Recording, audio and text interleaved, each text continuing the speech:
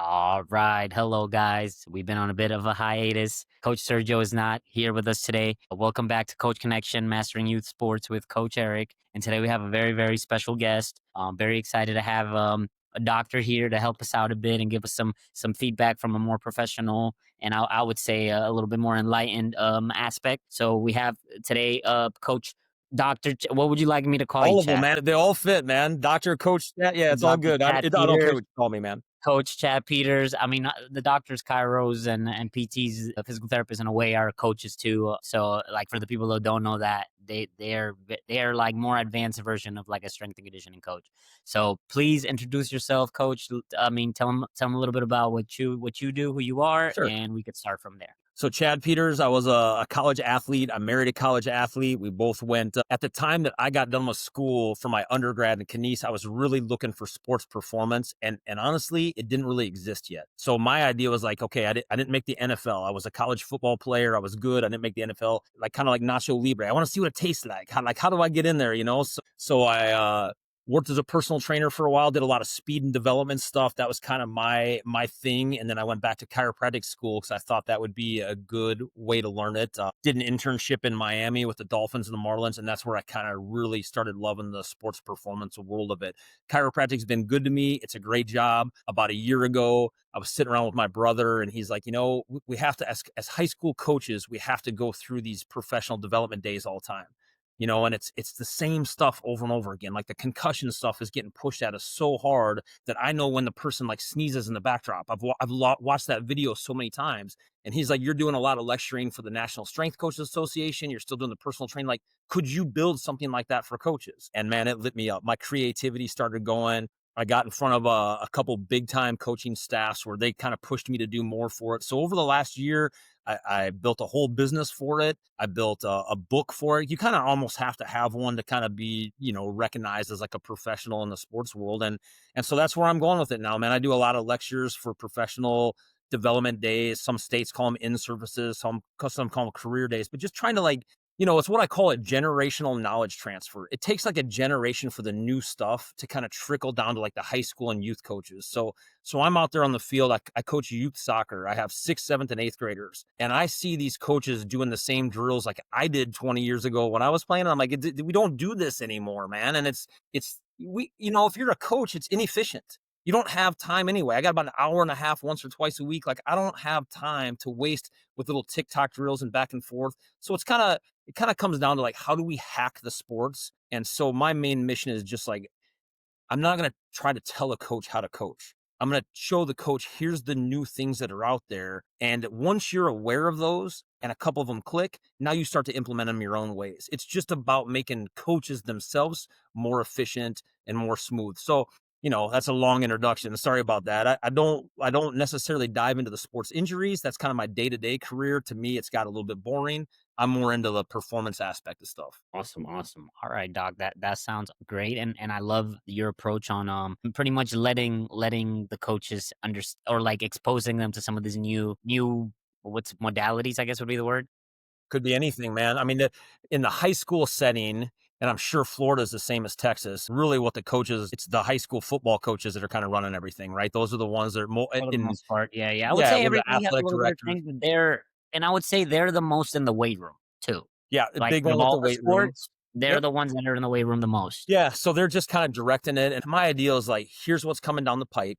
Here's the new things, or maybe like, here's how we can put it in a better order. So one of the things that kind of comes up a lot is I'm like, a lot of coaches want to get faster. I've heard you talk about that on your podcast a lot. Like speed is the element in every single sport other than powerlifting. Speed's a component of everything. So if we're going to do speed, great. I think everyone understands like, hey, this is important. But what they don't understand is if you're tacking that on at the end of practice and you're a soccer coach and you say, hey, we're going to run 20s, it doesn't work at the end. That's not speed training, man. That's conditioning. You may not even be making your team better. It might be a detriment. So let's not tack on that stuff. Let's just kind of get a new awareness is what it is. And I say more than anything, it's just the awareness of what's going on. So I'll tell you, the very first big seminar I did in front of a whole coaching staff was a complete bomb because they basically said, hey, man, you've got an hour. Give me everything that's coming. Well, man, I got a book. I got a 300-page textbook on this stuff, man. Like, I can't distill that down to an hour. So it was kind of like, here's this, and then there's this, and there's this, and it was a bomb. So now, what most coaches want to know at the high school setting, the youth setting, how do we do our warm ups? How do we get faster? What do I do in the weight room that's the most efficient for us? Now, every sport's a little bit different, but there's some commonalities between those. You completely. So I love that breakdown. And again, definitely my favorite thing so far that you've said in general is just the awareness part, because I think that's It's the where whole game, man. opponent is for from the I would say better coaches to the like middle of the pack Right. coaches. Is just being a little more aware, understanding. So yeah, let's start. Let's dive right in. Obviously, I'm a big speed guy, so I would love to hear Got it. your take on speed and kind of what you're recommending, what you're doing, and the anecdote just now of yeah, it's when where you're doing what you're doing, right? Like you might have a good intention, but if you're not placing it in the right place of the program, then you could either be getting some detriment, Yeah. like saying, or you could just not be doing what you're trying to do, which both of those are like what do you call it? You're hitting a dead end. So if you That's could right. explain and give us a little bit of That's exactly your right. speed intake. So I'm from the era of like the mid 90s, early 2000s, where the entire thing was like, if you want to get better as an athlete, it's how much do you weigh? And then how much can you either deadlift or squat? Those were kind of the two big ones, right? And what I tell coaches is those are not bad metrics. They're easy to measure. They're fine. It's good that a coach has them, but they're probably ninth and 10th on the list, right? So if we're spending our time on the ninth and 10th most efficient, like we can get a lot better bang for our buck if we start focusing on the first three. Speed is the number one component for every sport. Like you have to have it. And if anyone doubts it, what I tell them is a tenth of a second on the court or the field equals 2 feet. That's the physics. So look, man, I'm a soccer coach, but I'm not a great soccer player, right? Like I was a football guy. But you give me 2 feet, like if I got 2 feet on you, anyone can get me the ball. Like it's just makes a difference in every game. And the speed by itself is sometimes a killer. But more often than not, what it is it makes your decision making easier as a coach because you're not put in tough situations, right? Speed kills because you always have the advantage on the situation. There's more open passes, there's more open balls. It's easier to get to play defense. Like that's where it hits on every component. So I'm very big on like the speed has to be your main focus, but it's kind of the second move because before you can have speed, you have to have mobility.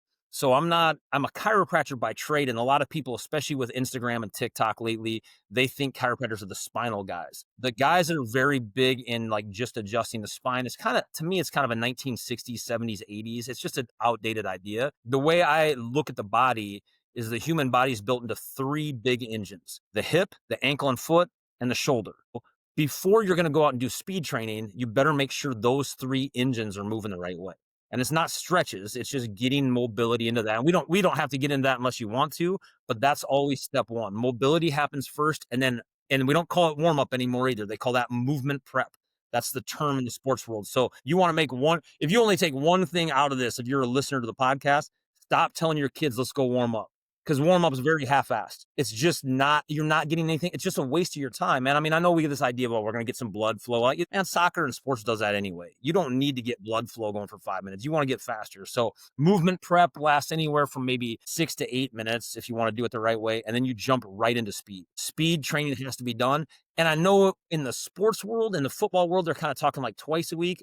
I'm a big proponent of every day. Every day you at least have this minimum 10-minute protocol that's built for explosiveness and speed. The thing that I would tell you, Eric, and I think you've nailed it on a couple other podcasts, speed is not muscle skeletal. Speed is neurological, right? That it's your nervous system. NS is the big word that's trickling down from sports performance. How do we turn on the central nervous system? It's electrical. So I always tell coaches, it says if you're turning up the volume or you're amplifying. And if this little 10-minute protocol works for my 7th and 8th graders, I mean, you're not going to placebo those kids, right? If it works for those kids, it's going to work for your varsity kids and your college kids and your pro kids Absolutely. because that's where it's coming from. Yeah. Absolutely. No, I think that's one of the misconceptions, especially for me sometimes, because like I'm doing everything like almost the same thing with like a 9-year-old as I'm doing with a 17-year-old. Obviously, things are gonna change because one's gonna be a little stronger, a little bigger, a little tougher, whatever than the beginner. This is where I'm like, this coaches are missing this. You need to be you need to be. I would say the older boys need more movement prep than the younger boys. Like you have, and like we're saying, you have to have a little bit of everything, and you have to be touching it daily. I do I do want to ask you though for the speed because you're saying every day. So like we sprint, right? But like, would you still sprint every day, or would you mix it up from day to day? Like, what would Well, that I, 10 minute, what would I that ten think you minute need, consist or I guess that change? the everyday thing, what I'm saying is more of speed prep. So there's a, where we used to do warm ups like high knees, butt kickers, all that stuff. I think Tony Holler has kind of become the celebrity in this field. You know, you guys have talked about him Yeah, before. yeah, I think his atomic workout stuff is as good as it comes. And you don't have to do his exact 10 exercises. I mean, if you really follow his stuff, he's got about 30 of them, but we do it. And that's central nervous system prepping. I would do that on game day, 10 minutes before a game. That doesn't, no one gets tired doing that. It just amplifies your system. Now, if you're going to work true sprints, now that's where you can talk about, because sprint training takes some time. So I get if they're saying that's going to be 2 or 3 days a week, I'm all right with that. And I would agree with that. You don't need to do that every day. And in fact, you may not be able to actually get something out of it every day if you're doing a 5 or 6 day a week practice. But that prep, that better be every single day. You yeah. I have agree to with you on turn that. on the system. And if you're doing like the 9-year-olds, when you watch how much better of a practice you get when their nervous system is amped versus if you start out with like, all right, getting 2 lines, pass the ball back and forth, and then we're going to do TikToks for 10 minutes. They're bored before they start. Like you're not even going to get the brain processing what you're trying to get.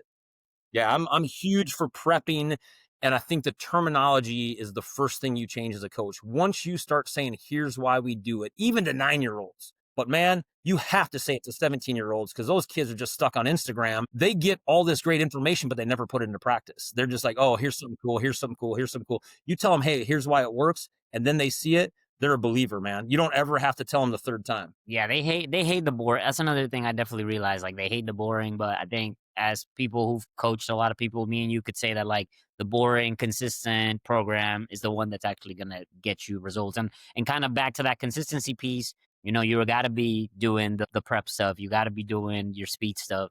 And this is like an overtime thing. So ultimately, whether kids think it's boring or not or whatever, they have to understand that like it comes with like there's a reason we use this program, and it's not just because like we say so.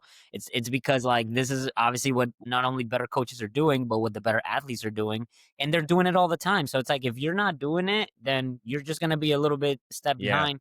And if and you're not a good athlete, then even more. But if you're and a the good top athlete, you can kind of get teams. away with it. Yeah, and the top teams have a coach just for that. They basically have a guy like me that's a rah-rah coach that's just like, here's what you just to make it not boring. You know what I mean? Like, I get it. I say all the time, and I have it in my book about 15 times. Like, there's things that professional athletes do that make them not amateur, right? It's consistency and done. But if you don't know why you're doing that, then it kind of goes back to that side. So yeah, we're 100% on the right track with that. No, agree. So, all right. So we answered a little bit of the speed. Obviously, mobility is every day, right? So we're definitely going to do the movement prep every Every day. day. And the three, I'm sorry, because I didn't get to catch that and I wanted to write Yep. it down. The three So components, the three engines were which ones hips, that you ankles, and like to work? shoulders. Hips, Hips, ankles, and ankles, and shoulders, ankles and foot, however you want to work at it. If those aren't moving, you're going to get problems somewhere else. So the example I use is, let's say your shoulder's not working the right way. You got something kind of caught in it. It's not moving right. And your work up for that day is the bench press. All right. If I just did 4 sets of 10 on bench press, and then I'm going to do a shoulder press and do these other things, and I'm going to put 150 reps into my shoulder, it's not moving the right way. Did I really become a better athlete, or was it a detriment? I ask myself all the time, is this particular drill, is this particular exercise an asset or a detriment? If it's a detriment, well, how do we make it an asset? Because it's supposed to be making my kids stronger. If the shoulder's not moving the right way, everything that you're doing for prep is the same way. Let's put it back into speed. If your ankle isn't moving optimally, which most high school kids aren't because they're sitting at a desk all day, and now I'm going to go out and do speed training, like it's an energy bleed out, right? We call it a kinetic leak in the sports field, and we don't have to get all nerdy about it, but it's a bleed out. And a bleed out is at least 1/10 of a second, like at least. So if we're going to affect performance and I'm going to make a better athlete, something as simple as spelling the ABCs out with your ankle in as big of letters as you can get, it's going to change your world. Now, the trouble is the kids won't see it day one. It's very much like, I'm going to make you faster or I'm going to make you stronger. You and I go and do a couple sets of squat. We're not going to be stronger the next day. We're probably going to flex in the mirror a little bit because that's what dudes do, but it hasn't made it stronger. But consistency over time, you're going to get a result. And the movement prep in the hips and the shoulders and the ankles, it's really about 10 to 14 days, and all of a sudden something will click. And I have yet to have someone tell me that actually did it. Oh my God, they can feel it. It's 100% like, no, no, this moves different. Oh, and that's funny, man. I'm getting to that position that I couldn't get to a couple weeks ago. Is that just because my ankle moves better? Yeah, man, that's it. I mean, it took almost no effort.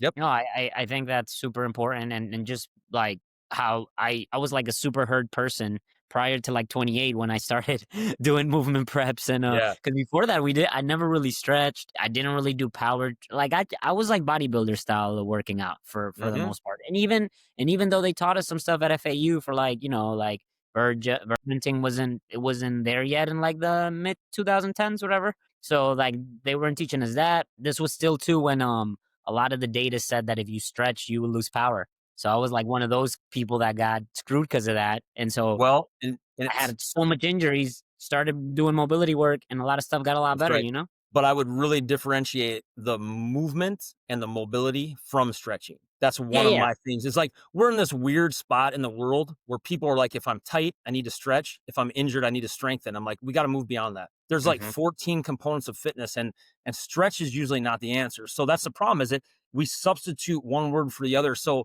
I'm really big into like terminology, because you don't have to relearn everything. It's not like you got to go back to school and retake kines, but just Hmm. call it a different word and it changes where in your head that's processing. So that's Excuse me. right, man. That's why I'm real big about, like, why not call it movement prep? Why not call it speed prep instead of stretching? Because it Right. changes the outcome, for No, and I sure. think it changes the outcome from how the athletes might look at it, which I think is even more important because, like you Hmm. were saying, how do we get people engaged? Because and they're doing the same stuff a lot. So I think all this stuff could help a bit, especially with the Yep. like the younger kids to keep them entertained and like engaged. For sure. And you and I are working with youth sports, anywhere from like middle school to high school. What these kids want more than anything is, what are the pros doing? They want that. Like, what I see a guy doing this. And so when I talk to high school coaches, when I talk to kids, I'm like, have you ever gone to a pro soccer game? Have you ever gone? Have you ever gone an hour early and you watch how they get ready for a game? Does it look anything like yours? Because it doesn't.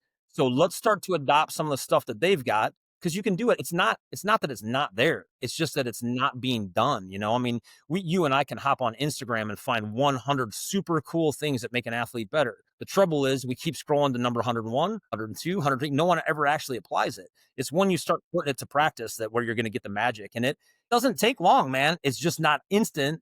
We tend to kind of blow it off sometimes. No, for sure. I think that's definitely the key component to it. It's that it's definitely not you don't see the changes right away. And so obviously for kids, I mean obviously adults struggle with that too, but I definitely think kids have even lower like patience Yeah. threshold. So they want to see something happen pretty fast. Right. And so for them I think that's tougher to deal with, but they don't understand that like, hey, you're in the best place ever or like the best part ever because if you are between like 13 and Man. 17, you can push a little more, you can handle a little more, like you'll never be that resilient naturally. So if you're getting some of this stuff and doing it over and over and stacking the days, Man. like I always say, like Hormones I are on think their side, athletes man. can get Yeah. a lot better. Athletes Yeah, can yep. definitely improve It's a lot. everything's on their side. Now, development happens at different stages. So that 14, 15-year-olds that gets a little bit flaky, where you got some kids, they're 6'6" already, and some that are like, they still have the high little voice. But the same stuff works when you're working the nervous system and you can take it away from the muscle stuff.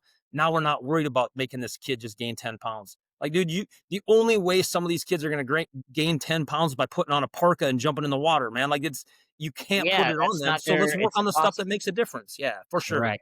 No, I Yep. like that. And I think too, like I always think of Bruce Lee, like with the whole like wiry approach to athletes, which I know like in football, obviously like you need to have more mass, like American football, we need to have more mass. We need to be able to handle the that part of that game. But as far as like all the other sports that don't involve as much contact, I mean, obviously every high level sport has contact, but you know what I mean? Like they're Well, not ramming into each other like full speed yeah. purpose, Well, right?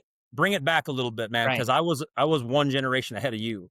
I Right. was the generation of, you have to have the mass, right? So as a college linebacker, they wanted me at 242 pounds. You would never see a college linebacker like that anymore. Never. Yeah. Because now they want them to weigh 218 pounds and they want to move around. So what they've done is they've kind of looked at the science is catching up, right?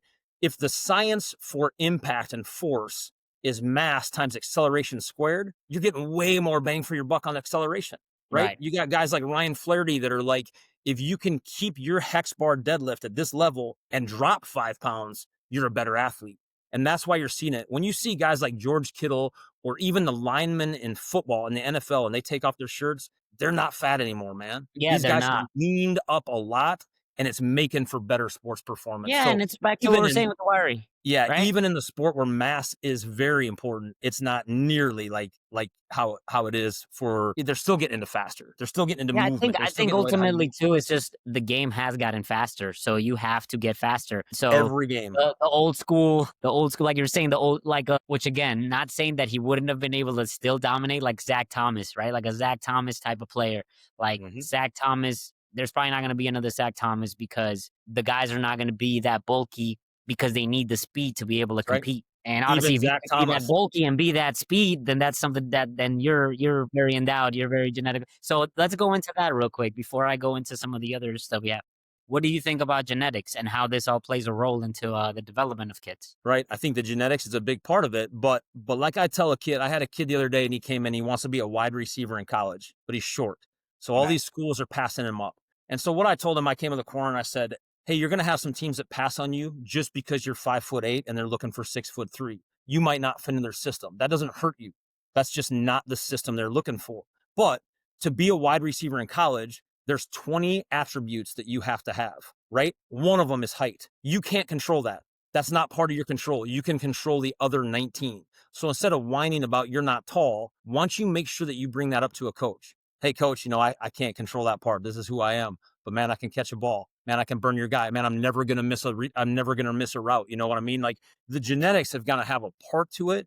But again, when we're talking about the ages that you and I are talking about, the Mhm. genetics are on your side, man. Like you got all the hormone stuff and maximize what you have. I think in a sport like basketball, height's going to help you. In soccer, man, it helps a little bit, but it's negligible. You're seeing volleyball where the middle blocker used to be 6'4" and they walk like Jar Jar on Mhm. Star Wars, and now they're like, you know what? Maybe we'll take that 6'1" girl that can shift a little bit faster. Sports Slide, are but getting into like we want players, and the genetic stuff. I think coaches are realizing like we're trying to mold everything based on what the maximum 25-year-old professional athlete is. And that doesn't matter as much at the high school level, man. It just especially doesn't matter. yeah, I I agree. mean, I I'm agree. down here where we're at is a very, very strong Hispanic population in South Texas. These teams from the Mexican border that play basketball with 10, 5, 8 kids, they're ballers, dude. They are absolutely ballers. Yeah, it makes it I think all that's super. I think that's I love the example, and I love how you're like letting kids understand that like yeah, that's one thing, but ultimately like there's so many other things that you could work on to become a for more sure. Yep. what's the word palatable athlete or whatever, more acquired, like that more schools are going to be interested in you. And I think we're going back to the speed thing. Like that's one thing that you could really impress It's a skill. coaches and schools and everything. If you're the fastest guy, and like you were saying, if you could really move in that different gear where everything, like I've said, I've spoke with Coach Sergio a few times. You like everything is slower if you're faster. For Like sure, kind of man. what you were saying earlier. Like I have more time to get a ball. I have more time to give a ball. I have more time to move in a space. I have more time to, or I could reduce the time it takes me to get from A to B to make a stop or break on a ball or whatever you want It to call it. affects everything. Yep. And Absolutely. you're only given your hand with genetics. Like that's the part that I mean, you can modify it a little bit. You can at least maximize it. If there's potential left on the table, let's eat that up, right? No, Like you I think want to that's not the leave anything important thing behind, but too, yeah, Doc. The potential thing. I think like this good for parents and athletes that are listening right now. If you're like between 11, if you're like 10, 11, 12, like this is the time. And even if you're 14, 15, don't like you can get so much better in 2 years of really working hard and like we're saying, doing a good program, and really stacking it and doing it, for a couple years, like we're saying. But yeah, obviously the kids who are in that like 10, 11, 12, like if they can understand where they are and put 5 years of like good strength hmm training or whatever you want to call it, good all of it. athletic Yeah, development, they're gonna be and that's what I've been trying to tell my kids. I'm like, look, right now, like especially like the 13, 14-year-olds, I'm like, look, we just got to get to make you the best version you could be by 17. And then after that, like, then there's nothing we could do after that, but we and I could do a think lot to get I to think there. modern sports science is really saying your peak probably doesn't come till about 28 if you really want to Yeah, do it the right way, I right? see. Now USA soccer, look, I'm not the pro like you are. I didn't play that game, but I do think one of the problems with the USA soccer and why we're not catching up as fast as we should is Mhm. we're trying to develop all of these stars and we're trying to catch them at like 14, 15. So if you're the kid that you started puberty earlier, you have all these super skills because you've been a set player that have been to an unbelievable development program, you're ahead.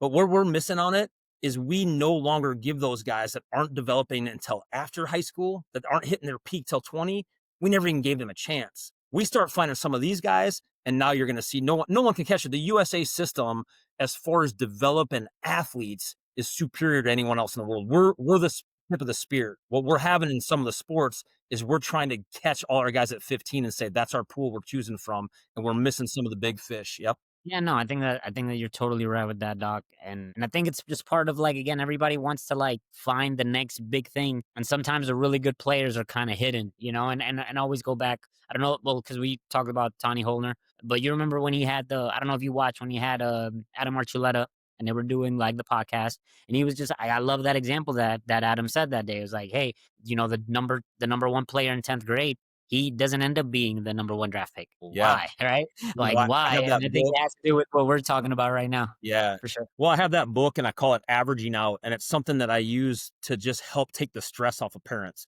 Cause I'm a parent, right? I got 4 teenagers going on, and my oldest is trying to get a basketball scholarship. And it's very obvious to people that have had 16, 17, 18-year olds. These kids that were freak shows at 10 and 12 years old, they're kind of more in the average level. There's some of these kids that were a little bit behind, and now something clicked that's magic to them, and they're passing them up. And I'll tell you, it's not easy. Like we know it exists, we know it's there. I call it averaging out, but you see it happen, man. And I think we just be aware of that. Everyone's development path happens different. And I think baseball, softball, and soccer, it's the hardest. Like it's just the hardest to figure that out because it's like you can't stand that kid that you know your son or daughter's a better athlete than, and they're killing them on the field. And it's on your oldest kid, or if you got one kid, Mhm. look, it's a tough ride. But when you get to guys like me that have had the fourth, I'm like, oh, it's coming, man. I'm not Yeah, worried about it it's now. Like it's a you matter of wait time. till high school. I mean, it's unreal. It's so rewarding for me, the kids that I coached through elementary school and middle school, and now they're getting to varsity soccer and they're killing it. Like those are the studs. And it's so funny to look at the parents and be like, you never thought this day was coming, did you? And look at your kid knocking in the winter, it's cool. No, I think that's super. I think not only super cool, but I think that's the thing that parents don't get also is that you have to like slow cook your athlete and you have to Mhm. give it a little bit of time because there's even like I've seen from like parents to kids where like the kid's skinny or whatever, but it's because he's a kid. The dad is well put together. I'm like, yo, wait till you're like 23, like you're gonna look just like dad, but. What are we gonna do till you get to 23? Because like colleges want you to look like your dad That's right, man. tomorrow, right? And high school coaches want you to do that in 10th grade. I mean, yeah, you're an 8th grade coach and your kid's got a beard and shaves 3 times a week. It's a big advantage, but Yeah, that right, might right. But not be where that eventually, kid maximizes out. Yeah. Yeah, for yeah, sure. eventually we'll be casted off. So okay, thank you so much on the genetics. All right, so let's go into next thing. Which okay, so we spoke about speed, we spoke about our movement prep. Let's talk about strength training and how this like how it Right. fits into your program and how you like to or kind of what you like to implement or not implement. Yep. Take us through it. So I don't want to change anyone's program. You got to have some strength training. For the high school age, it's a very uncommon and not popular response. But basically, when you're doing strength training, you will either build power, you will build strength, or you will build hypertrophy, which is just getting a little bit bigger. And I tend to pick hypertrophy for high school athletes for a couple different reasons. Power is a very slow on ramp. If you're going to get to where you do very good power cleans, it's probably 10 weeks with a PVC pipe and then just a naked bar.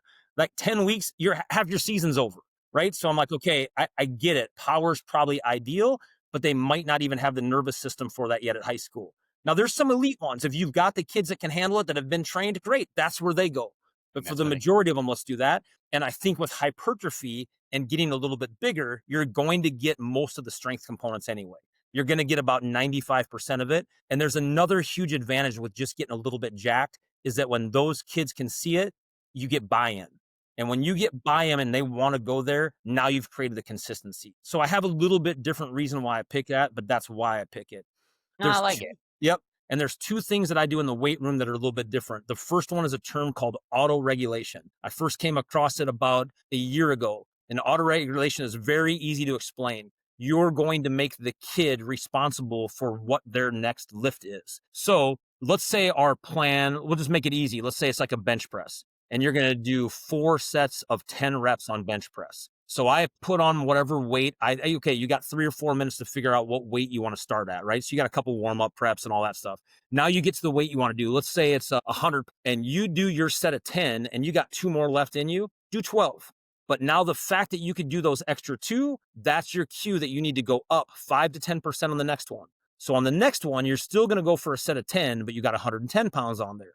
Can you do 10 again? Fantastic. You can do 10. Oh, you can do 12? Good. You're going to go up 5 or 10% today. Maybe it's because you got good music playing in the background. Maybe it's because you ate a good meal. Maybe it's because you just got your first kiss. I don't care. Something's happening. Let's not lose that potential. So you keep going up like that. But the ideal is when you and I set up a program for a kid, there's a reason we put 4 sets of 10. That's not how most high school boys do stuff, right? They put 100 pounds on, they do a set of 10, they put 135, they do a set of 8, they put 185, they do a set of 2, they put 225, they maybe bounce it off their chest and drop a plate. But that didn't get the results that you were looking for because it didn't stay in the factor. Now, if you're to move down the ladder, if your set is 4 sets of 10 and you can't get 8 on the first one, now you know you got to drop it back 20%. So now you're just going to go to 80 pounds. We don't care about your ego, man. We're trying to get 4 sets of 10 in there or as close as we can. This isn't the day to move up and do less reps because that's not what the program was. So that to me has been one of the biggest key changes in lifting that has just revolutionized even how I do it as a grown man. But to see if it's working for me the way it works for kids is unreal, and it takes all that crap off the table. These guys will always set in your system. Yep. No, So that's my first big that's cue, important. auto regulation. It changes everything about the game. And as far as like, so we use the bench press example. Is there some lifts that we're like not staying away, like we're staying away from? I get the 4x10 for the volume and for the hypertrophy, but is there some exercises that we favor or we don't do? Like, what do you like? So sport dependent. I will tell you, like I grew up a big squat guy as a football player. But I think for most sports, and I get it. Okay, so deadlift is going to have your maximum growth potential, right? That's your hormone release. You're going to get your testosterone. You're going to get your growth hormone. However, deadlifts come with some injury, right? So if you don't know how to do a deadlift the right way, or you're trying to impress the cute girl next to you and you're putting on more weight, man, you want to know what affects your team more than anything? It's not speed. It's if your kid ain't playing. So you got your star striker and he's off. We can't have it. So I'm a big guy on hex bar deadlift. My local high school that my kids go to, I bought them about 4 hex bars because I think it's a better lift. But I'm also really starting to get more into the lunges and having the lunge platform for a lot of athletes. It's not popular. It's not popular, but it more mimics sports. I just think it's a better exercise that fits for everything involved with running. Right? It's not powerlifting. So the best squat guy, yeah, he's this big, strong guy, but that's his sport is that deadlift, that squat. Like that's not my sport. I'm trying to make a soccer player a better soccer player, or a tennis player a better tennis player. So I like the lunges stuff a lot more. It seems to be, it takes the ego out of it. You know, no one looks, if you and I are in the same gym, no one's comparing if I got 20-pound dumbbells and you got 40-pound dumbbells. They don't care. 4 sets of lunges sucks. It's hard for whatever. And I think you tend to get better specificity to what you're looking for. Like, why are we going to the gym? Is the intent of going to the gym to get a bigger squat, or is it to become a better athlete? That's something that most coaches just haven't asked themselves. Like, what is the intention of this and how do I modify it? So I'm a big split leg lunge kind of guy. I like to move with weight. I think that's you and I are both from that era of like make your core stronger. Well, your core isn't your abs, man. Like you can do a bunch of, you want to make your core stronger. I think our grandparents had a better term with trunk. Like just lift heavy stuff and carry it around. Now you're strong, you know? Right. No, that makes sense. Yeah, no, I like that adaptability. I mean, I do a lot of core stuff regardless, like kind of isolated, but obviously we do carries and suitcases and, yeah, I definitely like to sometimes throw handbags in there and things like that. And that stuff change up the load a bit instead of it being like a dumbbell or something. And it's just fun. Have a different, it's just fun. And what I've found is like football players tend to do pretty good with traditional weight room stuff. That's kind of their game. The other sports love stuff that's not like that. Correct. They're You're right. not trying to be a football player. Yeah. Now, the one thing that I get when I bring this up in seminars is the coaches kind of laugh like, "Hey, man, how about biceps? How about triceps and stuff?" I'm like, "Man, you want Right. to look good. You want to look good. Like I'm telling you, when you look good, you feel good, you play better. I'm okay with a little bit of that. A bicep is not just a vanity thing. It's got something to it. Now, it doesn't take the same set and determination, but yeah, no, It's I'm something we could okay with add in the weight that. room. Yeah, it's something I think I'm gonna start adding a little bit more because I do get away from all that just because like I'm trying to use my hour to 75 minutes like the best way I can. But I definitely like that approach and I always try to think back to what I was thinking at that age when I was lifting weights. And obviously I wanted to look better in my jersey. So I That's think right. that's something that You I'm want to gonna look take good. from you and definitely try to because we always do upper body at the end anyway, and obviously it does kids do get bigger, but I think I'm gonna try to start adding couple of like those kind of what you call it. I don't even remember the. Accessory lifts, yeah. Yeah, there we go. Thank you. Like an When you accessory lift And to when just you add. do that, I mean, you can get a bicep to explode. You can get a calf to Right. explode in 3 sets of 8 at the end. I mean, it's a 4-minute thing, man. This No, I isn't love like you it. No, just I did love it. squats and And you I need think it's 2 so minutes important. recovery time. No, Yeah, and I yeah, it's think a in the different jersey, muscle like group. again, if a the soccer boys, the basketball boys, like they want to look better in their jersey. Their arms showing their jersey. Definitely, I Well, think it helps a lot. let's even take it away from just the vanity of that, right? You're coaching and you look across and you peek at that other team and they're fast and they look jack. Don't tell me it doesn't make a difference. Absolutely. I think It so. doesn't make I a definitely difference. think it's important. And all you have to do is look at the Premier Leagues. All you have to look at the Champion Leagues. Those guys they don't look like what they looked like 10 years ago, man. Like Absolutely. They're so much more performance comes from a lot muscular, more than right? just You would moving. agree? They're a little more muscular. For sure. For Yeah. sure. They're a You lot know, faster too. I think that's what I realized from the cup, they had the club cup or whatever. I was like, cause I always thought the difference between like, for example, the Division One in Brazil to the Division One in Europe was that the Europeans were a lot faster. But after watching everybody compete from all different leagues, I'm like, yo, all the pros are insanely fast. Regardless of where you play, you're one of the fastest. And yeah, maybe it's whatever goes into going into a higher level to play. But ultimately, if you crack that like Division One in a country, like mhm, you're definitely like top tier, one of the yep. best athletes in the world for like in And it, your sport, in your area. yeah, for sure. Everything. And isn't it funny as you move up like that in the youth soccer league, your fastest guys are your forwards. But as you move up and up, it's your defenders, right? I mean, there's I think nothing like it. And I then think it's just more understanding that you're playing faster kids, so you have to have faster kids to match the fast kids that you're gonna that the like true nines and those you type know, of like positions that you're gonna really run into, yeah. So I agree with that for It's a sure. deal. I mean, the true soccer fans get it. For the average parent in the US, I Hmm. don't think they understand. Like soccer's a game of not letting the other team score. This ain't Right, basketball, man. This ain't 60 to 58. It's 3 to 1, right. yeah, yeah. It's 1-0, honestly, Oh 1-0. yeah, man. I always just say to my kids at the beginning of the year, there's 2 ways to win Mhm, this game. You either mhm. score the most points or you don't let the other team score. Score. Now I know your Absolutely. mom is going to give you $5 for every goal you do. Why don't you tell Right. your mom you want $3 for every goal you stop and start cashing it, man? Yeah. Different. No, I agree. And I think that's so cool that you mentioned that because I think that's another thing in team sports that, and even me, sometimes I'm like my one-on-one skill stuff. It's like defensively, I think it's something that coaches definitely need to start like reminding kids that like, hey, this is important too. Like you want to score and everything, but like if you learn how to stop and you could be Yep. that Yeah. enforcer, like you can get a spot somewhere too because like there's not a lot of those guys and a lot of those guys don't want to do that dirty work. So We just started our middle school practice last Wednesday, and I said to the kids, "Hey, how many of you guys played forwards for me in midfields? Everybody, hey, did you sub out? We sub out all those all the time, right? How about you defenders? You guys sub out?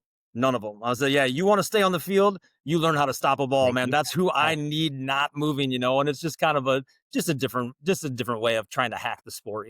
I love it. I think it's again like back to mixing, understanding all this stuff with like our athletics background and then kind of implementing it, understanding that like, hey, this is important. And obviously when you play sports, period, like when you got good defenders, like it just makes a difference for like the entire team.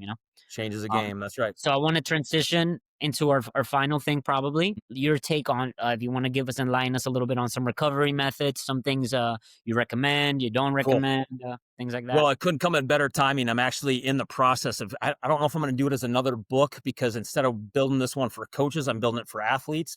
But it's Nice. basically like the tactical toolkit for kids. Like, what can these athletes do And recovery is really, really popular on the stuff they're looking at. Instagram is just filled with it. I mean, that was it is Kelsey Couture that has all the nutrition stuff. Mm-hmm. And I think it boils down to like there's a ton of things you can do, and it mostly comes down to awareness. Sleep is Mm-hmm. going to be your number one thing. Sleep and nutrition are so severely underrated. And yet, if you just listen to interviews from the Division 1 guys, it's Mm-hmm. all they talk about. Like, hey, you guys that are youth soccer players, or you're youth athletes, or whatever sport you're in, you don't have 10 hours to be a pro like I do. You don't have the advantages I do from going in there and watching 6 hours of tape on these next guys you're going. But what you can do is go to sleep. What you Mm-hmm. can do is turn off your phone, turn off the music. I always tell kids, you want one of the best ways to rewire your brain as an athlete. After soccer practice, football practice, track practice, don't pick up your phone for the first 20 minutes. Just on the drive home with mom and dad, let your brain do the magic in the background. I Because love as it. soon as you start swiping your Instagram, you lose the processing.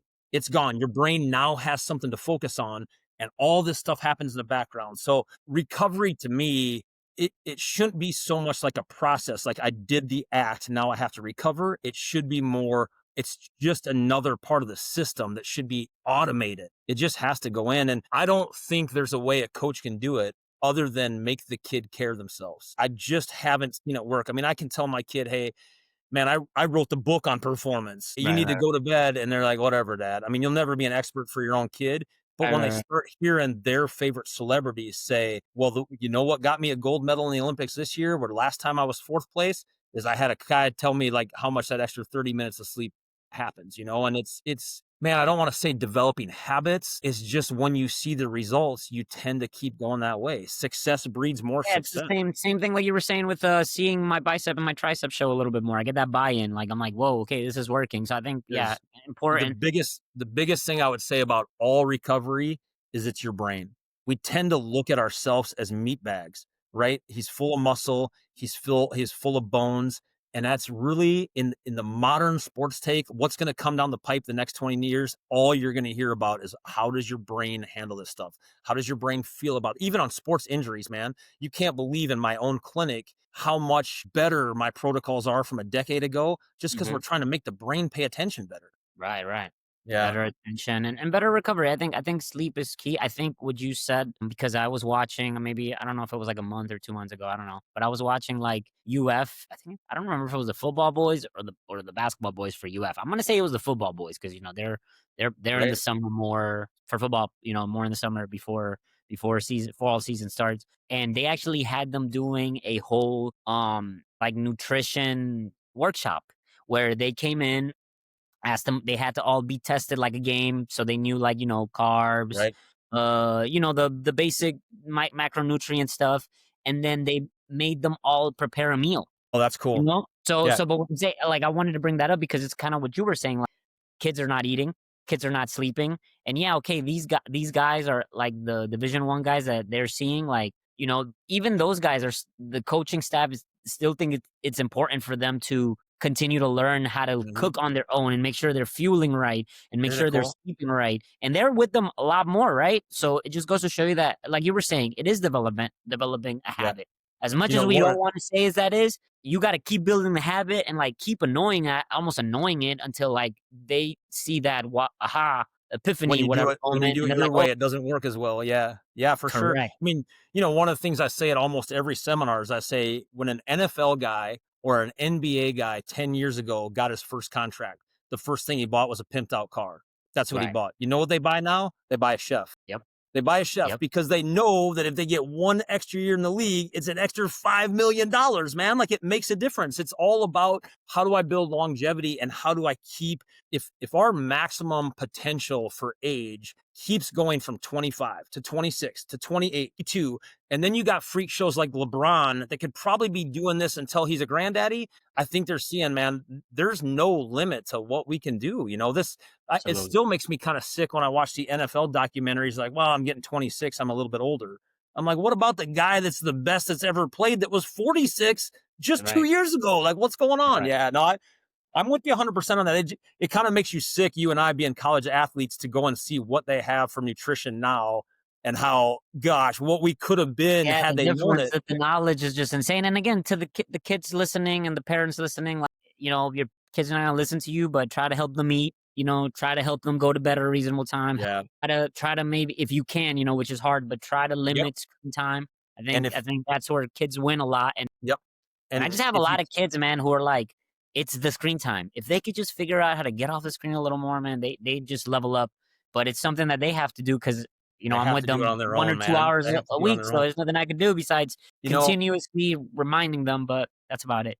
it hasn't helped me a lot, but one of the things that I'll tell my kids, I'm like, if you're going to do screen time on how to become a better lacrosse player, and you have someone talking about this move, just this move, now that you know it and it's in your head, great. But that didn't make you better at that move. You just became aware of it. You need to shut the phone off and go practice that move 100 times. Like it's just the weirdest thing. I think it used to be like in our grandparents' age, knowledge is power. And I'm like, I disagree with it. Knowledge is not power anymore. The knowledge is there for everybody to take for free. Now it's the application. The Cation. application is where it's going to see. And look, the hardest part is we're always going to compare ourselves to the best. So it's going to be the LeBrons, it's going to be the Messis, it's going to be these guys, but they're the outliers, man. They're freak shows. Like, For sure. compare yourself to the other 90% that are in the league that you've never heard of. What did Right. they do? Because that's your path, man. That That is is the the path. way to do it. Yeah, for sure. Love that. That's so deep. That's such a cool way to look at it. And yeah, I wish more kids notice that. It's like, hey, you're trying to be in the top 1%. It's like, hey, if we could just crack that 10%, you're good. Yeah, you're You'll good. be one of the best. And You're you're good. so worried about being in the top 2 that you're forgetting that, like, hey, I could still get to the top 10 and then from there work my way to the top 2 if it's possible, but we That's how you can't work it. skip steps, right? Like you have to be playing with the best guys first and then you could try to see if you could be one of the best guys, but most kids want to be the best guy before they're even in the realm to compete with everybody else. And I tell kids that all the time. I'm like, look, no matter what sport you want to do, like that's why we're gonna keep doing speed because, like, as you keep going up in division, like that's all that changes. It's just everybody's faster. So if there's one thing I can help you with out of everything that we can do is if I can at least make you one of the fastest people that, or like the fastest player that you can be, then I know I helped you out as much as I could. Because ultimately, like we're saying, we're battling genetics and we're also battling freak shows. Look, Like man. kids that are really fast, but Yep. we're trying to do what we can for the kids. And Everybody wants to be the best, but nobody wants to do the work that takes them to get to the top. Like it's like, stop just thinking I want to be the best. Like, it's good. You have to have that. That has to be in your head, but that's not where it happens. Like, where it happens is doing the stuff to just give you the chance to shine, man. Like, if you can't even get to that spot, the coaches aren't going to see you anyway. Like, you just have to get into the process, you know? Yeah. It's funny, and it's a tough deal. I mean, I'm fighting it on a bunch of different levels, man. I mean, like I said, I wrote the book on this stuff, but yet I can't be the expert for my own kids. So how do I hack that? I realized that was a lacking factor. So now I go to guys like you. I go to one of my friends. I go to someone else that's an expert or more of a celebrity. Hey, could you bring this up? Now it starts to get trickled in. I mean, it's just like being a coach at every aspect of the junction. How do we get our kids to believe in this? Because once they feel it, now they've got it. And once you get a kid to believe it in themselves and do it, I mean, that's the one, right? I mean, look in soccer, it's more the kid that's sitting around his brother's playing and he's over there working on his own craft. Well, he's probably going to be better, man. Yeah. yeah, Now you just absolutely. got No, to make them feel themselves. I love that you noticed that because I noticed that a lot of the better players, like in this generation, because I've known some kids who like their kids played, or like I'm sorry, their brothers played, and man, second or third generation is always better than first and second, and it's Yeah. because they got to see like they got to see that like, hey, I saw what this guy like my brother did. Maybe he didn't make it, he made it far, but not as far. So I'm gonna do some different things Yeah. that You I want to be didn't see bigger him than your do. big brother. I think that's one part of it. And I don't want to keep you too long, but I think the other part is, as a parent, we are wired to want the best opportunities for our kids. Like, we will do whatever. So my oldest son is getting recruited for basketball right now. Yeah. I have taken him all over America this year. Right, right. But when I look at my fourth kid, I don't have that pressure, right? He's coming up. He's only a seventh grader. I'm like, dude, he's going to be there.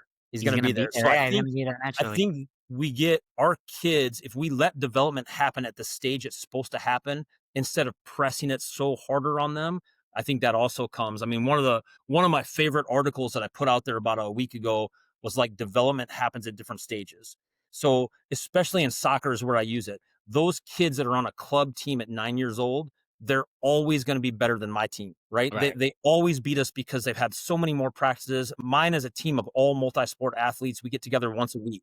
But what they see is athleticism will always catch up with the skills and usually will surpass it. So once you start having the time or you've decided, okay, I'm not in 6 sports anymore, I'm only in 3. So you get a little bit more skill level and you've got that Hmm. athleticism. It catches up, man. So let that development happen, man. It just happens at different stages for everyone, but it'll happen. But I think that's another reason why those second and third kids tend to step up a little bit higher than their brothers and sisters is because they didn't have the pressure on like, you got to be doing more, you got to be doing more, you got to be doing more. They were focusing on the things that happen in the background that let their bodies retain more of it, you know? That makes sense. Yeah, This topic, because it'll go great with everything that we just finished talking about. For confidence, what are some things we can help kids with, or maybe also like how parents can maybe help their kids, or whatever man. your take on confidence is.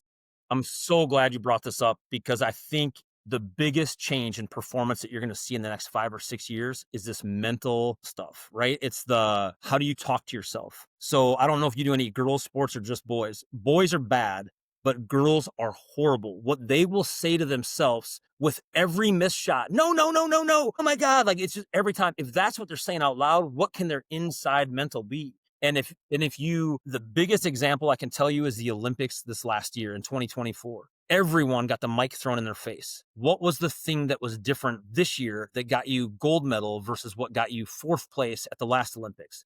My mental coach helped me. My counselor helped me. The way I talk to myself. I don't know if you watched that documentary, that kind of Netflix one on sprint, but Sha'Carri Richardson, she's not my favorite athlete, but she had one of the famous deals, the best I've ever seen. A producer came in and thought the camera was off and says, what happens if you don't win? And she chased him out of the room like a grandma with a broom. Get out of here. I don't have time for that. That doesn't Mhm. fit in my world right now. Yeah, it doesn't And doesn't she even work. immediately took 3 sticky notes and wrote positive things and stuck it on her laptop. It's what you talk to yourself like. And I think it goes both ways. It's the getting rid of the negative talk. It just can't happen. And when you see it, say it, call it out loud, and then switch it immediately to, Nip it, right? Nip it. hey, I Move on. didn't hit that shot yet. What do I have to do? Okay, I got to fix my foot. I didn't follow through the right way. Okay, I got that. I can do that all day. The best one I've ever seen is Ronaldo before a PK, and they had Hmm. him wired up. And Yeah, you see what one of the best guys on planet what Earth, he's how saying to tough. himself, It looks silly, it looks hippie, it looks granola, but he was on a different dimension than the rest of us.